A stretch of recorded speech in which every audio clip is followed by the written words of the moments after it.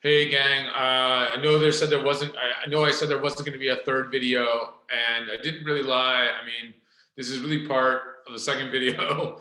I need to finish off the second video. If you notice, cuts off the second derivative of the last example because there was an issue with my computation there. I made a numerical error and it messes up the answer. So I want to just clean that up and just finish that example. It takes like five minutes, no more than 10, as long as we don't have a lot of cat interruptions. Puccini, yes, and just do this correctly, and so you see the last step of the computation without a problem. So in that last example, the end of the last video, and you should watch this right after the second video, we arrive at the first derivative, which was e to the 6 minus 3x plus 12. And we found, sorry, Puccini,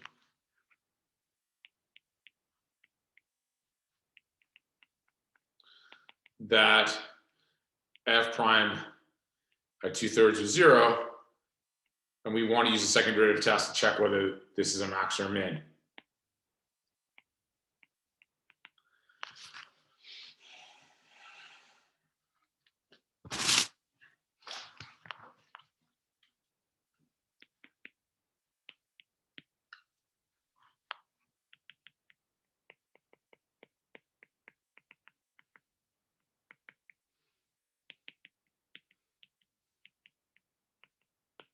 If x equals 2/3 is a max or min.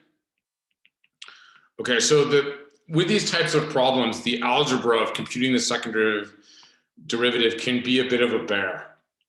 So actually, it is probably best to simplify this a bit. So I'm going to factor out a 6 from here, and so that I have a little bit of a simpler expression. This will make some of the numbers work out a bit better.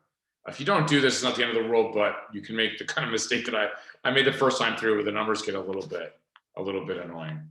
Okay, so to compute this, so we need to compute f double prime at x, and this is where I left off at the end of the second video, which is the derivative of this guy. 6 e to the 6 minus 3x times minus 3x plus 12. Sorry, plus 2. Like that. Okay. And so we're going to use the product rule again. So we have like the product of two functions, g and h. And this derivative is really the same one that's involved in the first derivative.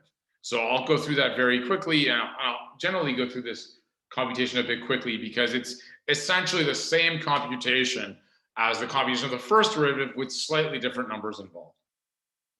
So if we do this again, okay, the derivative of the first factor, okay, we get 6 e to the 6 minus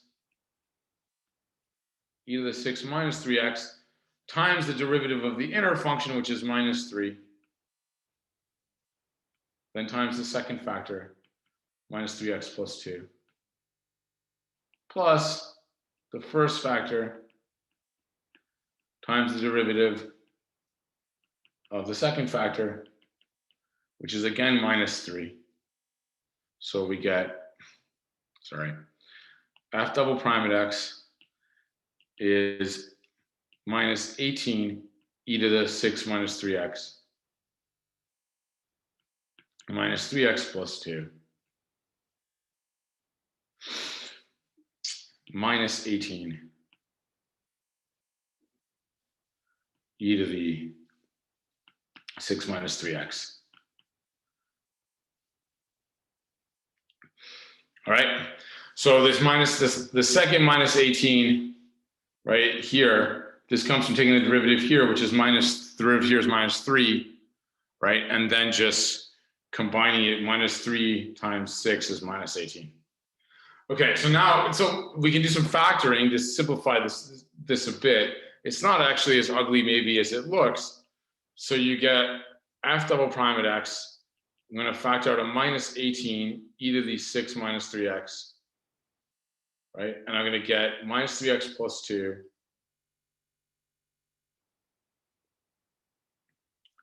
plus 1. So I get f double prime at x equals minus 18 e to the 6 minus 3x minus 3x plus 3 from the common factoring and just simplification. Okay, so that's just some factoring. Factor out at minus 18 e to the minus 3, this factor of minus 18 e to the 6 minus 3x, and I get minus 18 e to the 6 minus 3x times e to the 3x plus 2, and then just plus 1. So it simplifies like that. And that's and then I can, if you really want, I can factor out a minus 3, and I get 54 e to the 6 minus 3x x minus 1. And that's as simple as it's going to get. Okay, now we need to check the sign of this at x equals 2/3. So now check sign of f double prime at 2/3. So if we put in 2/3 here, equals 54, you get e to the 4. That doesn't really matter for a reason I'll explain in a second. 2/3 minus 1.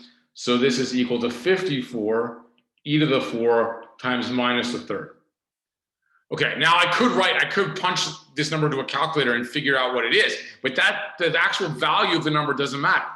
What matters is the sign, and that we can read off immediately. So recalling that e to the x is positive for any x, like I said before we did the example, we see that f double prime at 2/3 equals minus 54 over 3 times e to the 4 is negative, right? This thing is positive. This minus from the minus 1/3 gives you a negative number. It's negative. So the graph is bending down at 2/3 and is concave down there. So the x equals 2/3 is a max. It is a relative max. And that finishes the question. So I'm sorry about that you have to watch another couple minutes of video, but now the question is complete, and you get to see a correct computation, because in the first time I went through, like I said, I made a bit of a boo-boo, and that boo-boo, algebraic boo-boo, was enough to affect the answer. So I wanted you to see it done with all the correct algebra. Okay, so I'll see you guys in the live meeting, and thanks for tuning in.